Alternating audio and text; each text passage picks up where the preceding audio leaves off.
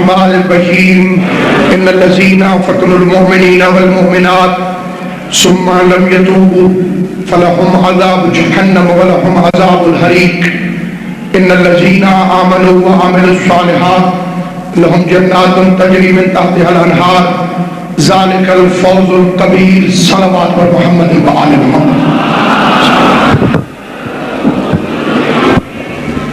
خداوند قدوس و برتر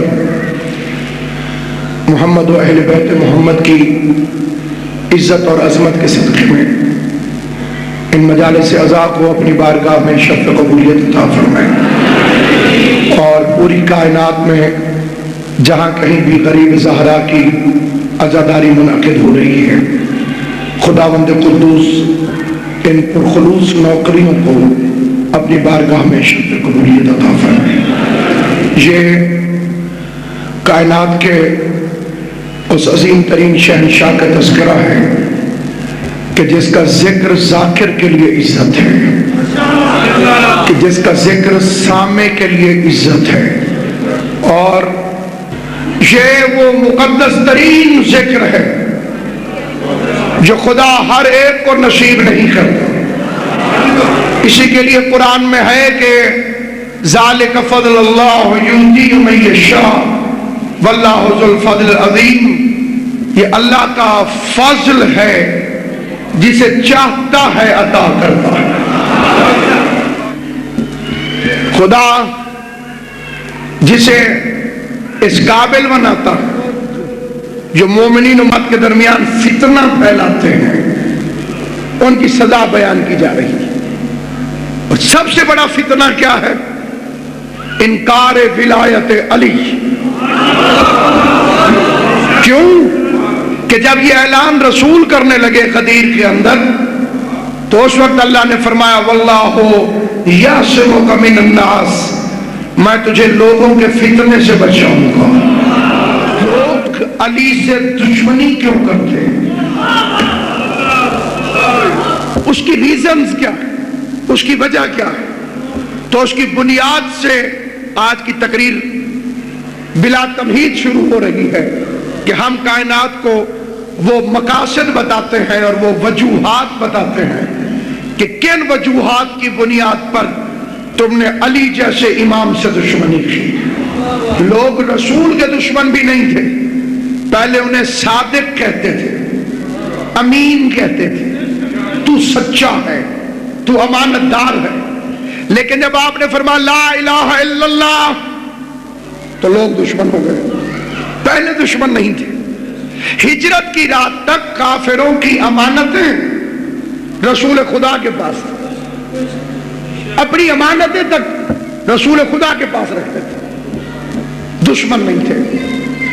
رسول کے دشمن اس دن ہوئے جب انہوں نے اعلان توحید کیا، اور اعلان توحید ان کے لیے موت کا پیغام بن گیا، کیونکہ کاروبار بند ہو رہا تھا۔ اب لات کو کون جھکے گا، اب منات کو کون جھکے گا، اب عزا کی پوجا کون کرے گا؟ لیکن اللہ کو حکم تھا میرے حبیب وانذر عشیرتک الاقربین، پہلے اپنے رشتہ داروں کو دعوت ایمان دے۔ آج مسلمان کہتا ہے فلاں بھی رشتہ دار تھا، فلاں بھی رشتہ دار تھا۔ میں کہتا ہوں جنہیں تم رشتہ دار کہتے ہو انہیں دعوت ذوالعشیرہ میں تو دکھاؤ، خدا تمہیں سلامت و آباد و شاد رکھے، انہیں دعوت ذوالعشیرہ میں تو دکھاؤ۔ اگر رشتہ دار تھے تو وہاں پہ آنا چاہیے۔ اب دو ہی باتیں ہیں، اگر نہیں آئے تب بھی رشتہ دار نہیں، اور اگر آ گئے تب بھی حمایت مصطفیٰ نہیں کی ہے۔ اور رسول نے اس حمایت کے لیے سب سے پہلے آواز دی ابو طالب کے بیٹے کو، علی دعوت کا اہتمام کرو اور کافروں کو بلاؤ۔ تقریر شروع ہو گئی، دعوت کا اہتمام کرو، کافروں کو بلاؤ۔ یہ دعوت ہوگی کہاں پر؟ یہاں مجلس ہوئی، اعلان ہوا، مجلس ہوگی، تو آپ نے پوچھا کہ کہاں ہوگی؟ میں پوچھتا ہوں کہ اسلام کی دعوت ہے اور رسول نے پہلی تقریر فرمانی ہے، تو یہ کہاں پہ ہوگی؟ تو کیا یہ کعبے میں ہوگی، کہا نہیں کعبے میں نہیں ہوگی. کہاں ہوگی؟ کہا ابو طالب کے گھر. اب میں مجلس بھی پڑھ رہا ہوں، چہرے بھی پڑھ رہا ہوں. سلامت رہیں. یہ دعوت ہوگی کہاں ہوگی؟ ابو طالب کے گھر. جب اللہ کا اپنا گھر موجود تھا. بھائی میرے خاموش دوستو، کعبہ مکے میں ہی تھا اور کہاں میں موجود تھا؟ جب اللہ کا اپنا گھر موجود تھا تو عالم اسلام سے بڑے ادب کے ساتھ یہ سوال کرنا چاہتا ہوں. جاؤ علماء کی کتابوں کو کھنگال کر دیکھو، اپنے اپنے مفتیوں سے پوچھو کہ جس مکہ میں اللہ کا اپنا ذاتی گھر موجود تھا وہاں توحید کا جلسہ کعبے میں کیوں نہیں ہوا؟ ابو طالب کے گھر کیوں ہوا؟ تو سارے علماء اسلام جواب دیتے ہیں کہ اس کی بڑی مجبوری تھی. کعبے میں بت رکھے ہوئے تھے اور جہاں پر بت ہو وہاں توحید کے جلسے نہیں ہوتے. تو پھر تسلیم کر کہ رحمان کے گھر بت تھے، عمران کے گھر بت نہیں.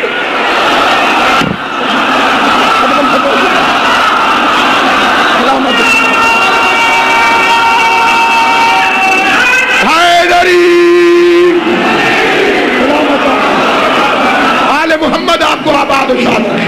حسین کی اماں آپ کو سلامت رکھے. میل کے بھائی تسلیم کرو کہ رحمان کے گھر بت تھے، عمران کے گھر بت نہیں تھے. اگر وہاں بت ہوتے تو توحید کا جلسہ وہاں پہ نہ ہوتا. پھر اس کے بعد دعوت ہے تو کھانا بھی ہوگا. یہ ابو طالب کے گھر کی سنت ہے. تقریر بھی سناؤ، لنگر بھی کھلاؤ. یہ دسترخوان ابو طالب ہے. کون اہتمام کرے گا؟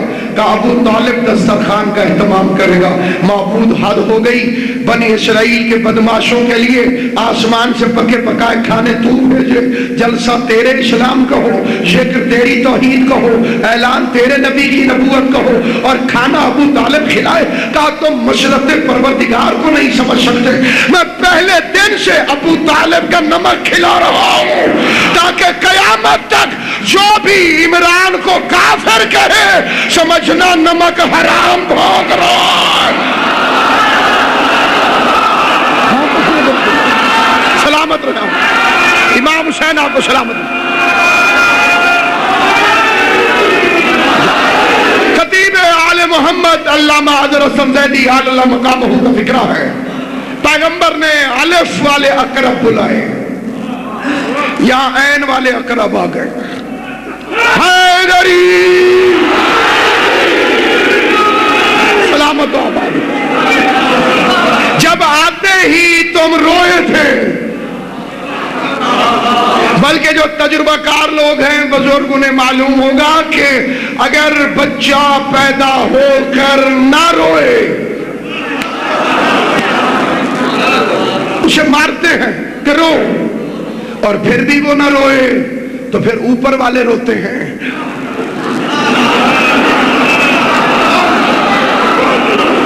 کہ یہ نہیں رویا، یہ مردہ ہے. پتہ چلا رونا زندگی کی علامت ہے. جو نہیں روتے وہ مردہ ہیں، جو روتے ہیں وہ زندہ ہیں. آوازی علی جاؤ، دعوت کا اہتمام کرو، کافروں کو بلاؤ. اللہ کیا کہہ رہا تھا؟ وانذر عشیرتک الاقربین، رشتہ داروں کو ڈراؤ. وانذر کا مطلب ڈراؤ، اور یہ ہے میرے رسول کا کمال. اللہ فرما رہا تھا ڈراؤ، محمد فرما رہے تھے کھلاؤ.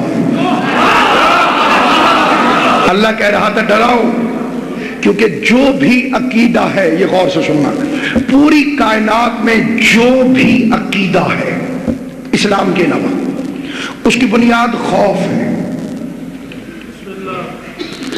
ہر کسی نے ڈر کے اللہ کو چھوڑا اور کسی سے ڈر کے اس کے سامنے جھک گیا. مثال دے دیتا ہوں. کسی بستی میں سانپ گھس گیا، اس نے بندے کو مار دیا. وہ مردے کے وارث پنڈت کے پاس پہنچے. یہ سانپ نے کیا کیا؟ ہمارا بندہ مار دیا. मौलवी जाहिल था हिंदुओं का, उसने फौरन चक्कर दिया, उसने कहा देखो मौत दी है ना इसने, जिंदगी भी यही देता है, कैसे बचे? कहा इसकी पूजा करो, माफी मांगो इससे, खुश कर दो इसे ताकि कुछ न कहे। उन्होंने नाग को देवता मान दिया। सुनते हो ना, नाग देवता। ये सांप से डरे हुए लोग, इन्होंने सांप को अपना खुदा मान लिया। सूरज को गहन लगा, बंदे डर गए, कहा ये गिर जाएगा, नाराज हो गया, कहा माफी मांगो। उन्होंने पूजा शुरू कर दी, कुछ ना कहे। सितारा टूट के गिरा, कहा आज वहां गिरा है, कल तुम्हारे ऊपर गिरेगा, कैसे बचे? कहा पूजा करो। दरिया में फ्लड आ गया, बस्तियां वीरान हो गई, खेत उजड़ गए। अगले साल फिर ऐसा हुआ, फिर ऐसा हुआ। पंडितों ने कहा भाई यही है जिंदगी देने वाली मां गंगा, इसे अम्मा को, ताकि कुछ ना कहे। वो बेचारे अम्मा अम्मा कह के सामने आ गए, गंगा मैया, गंगा मैया। मैं जा रहा था हिंदुस्तान में ट्रेन के अंदर, देखा सब सारे हिंदू खड़े हो गए और यूं कर लगे। मैंने कहा क्या हुआ? कहा नीचे इनकी अम्मा आ गई। मैंने कहा अम्मा तो मर गई होगी। आया नहीं नहीं, नीचे पुल है, नीचे ब्रिज है, उसके नीचे अम्मा है। अब जो मैंने देखा तो दरिया बह रहा। मैंने कहा ये अम्मा है? मैंने कहा ये दरिया है, गंगा मैया, नहा लो तो गुनाह खत्म हो जाते हैं, साफ हो जाता है बंदा, ये अम्मा है। मैंने एक हिंदू से पूछा, मैंने कहा इसमें तो फ्लड नहीं आता होगा? उनका क्यों? मैंने कहा इर्द गिर्द रहते हैं इसके बच्चे, ये अपने बच्चों को तो नहीं मारती होगी। उन्होंने कहा साहब है तो अम्मा, जब तक घर में रहे सुकून रहता है, घर से बाहर निकल आए अपने ही बच्चों को मार देती। बनी बनाई माओं का घर में रहना जरूरी है। तवज्जो से सुनिए कि कितने झूठे अकीदे बने। इंसान ने अल्लाह को छोड़ा, लैंड स्लाइडिंग हुई, ऊपर से पत्थर गिरे, अल्लाह भी नाराज हो गया, पत्थरों की पूजा करो। इंसान ने कंकर को शंकर मान लिया कि माबूद है, इसी की पूजा करो। इंसान ने अल्लाह को छोड़ा, कहा बुत खुदा है। इंसान ने अल्लाह को छोड़ा, कहा सांप खुदा है। इंसान ने अल्लाह को छोड़ा, कहा सूरज खुदा है। इंसान ने अल्लाह को छोड़ा, कहा इंसान खुदा है। ईसा के सामने झुक गए कि ये है महबूद, ये है खुदा। अब ये फिर सुन लीजिए, अल्लाह को छोड़ा, पत्थर के सामने झुक गए, कहने लगे पत्थर खुदा है।